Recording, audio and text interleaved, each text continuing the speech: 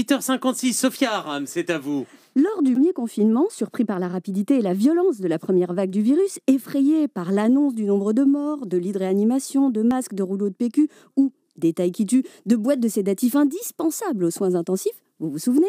Spontanément, tous les soirs à 20h, nous avons applaudi à nos fenêtres pour dire merci. Merci aux soignants, merci aux pompiers, aux ambulanciers, merci aux éboueurs, merci au personnel des commerces alimentaires et autres produits de première nécessité, et j'en passe. Merci pour leur aide, merci pour leur courage, merci d'être là, merci pour nous, merci pour tout, et merci pour tout le reste. Depuis le début de ce deuxième confinement, de nouveau surpris par la rapidité et la violence de cette deuxième vague annoncée depuis plusieurs mois, benoîtement étonné par la régularité et la constante progressivité du nombre de contaminations, de nouveau effrayé par l'annonce du nombre de morts, de lits disponibles en réanimation, voilà que tous les soirs à 20h, sans aucune concertation et avec tout autant de spontanéité, on ne fait rien. On n'applaudit pas, on dit plus merci, on chante plus, rien, walou, que dalle. C'est simple, pour faire plus rien, il faudrait être chargé du protocole sanitaire au sein de l'administration Trump. Eh bien, j'ai réfléchi et je sais exactement pourquoi on ne fait rien. Si, j'ai la réponse. D'ailleurs, je n'en vois qu'une.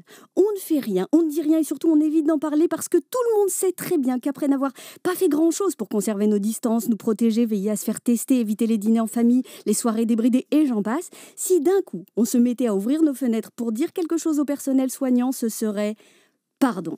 Pardon pour ceux qui ont écouté, voire diffusé, ceux qui, en dépit de la réalité, continuent de nous expliquer qu'une deuxième vague est scientifiquement impossible. Pardon pour les quelques médias privilégiant le discours de rares timbrés parmi les médecins ou scientifiques prêts à raconter n'importe quoi pour nous rassurer. Pardon pour ceux qui ont organisé des fêtes de pré-confinement, de confinement ou de déconfinement, à la manière d'un alcoolique sabrant le champagne pour célébrer sa première demi-heure de sobriété. Pardon pour tous ceux qui n'ont pas compris que l'intérêt d'un couvre-feu ne résidait pas dans l'organisation d'un happy hour surpeuplé à 18h. Pardon pour la ligne 13 du métro parisien. Pardon pour le temps qu'il a fallu à ceux qui en avaient la responsabilité de comprendre que l'on ne pouvait pas entasser des étudiants dans des salles bondées, à moins de vouloir sensibiliser le virus lui-même à l'excellence de nos savoirs universitaires.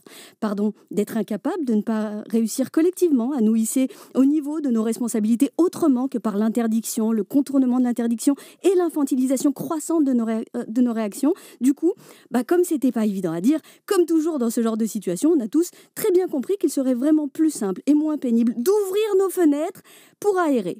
Et encore, même ça, c'est pas gagné.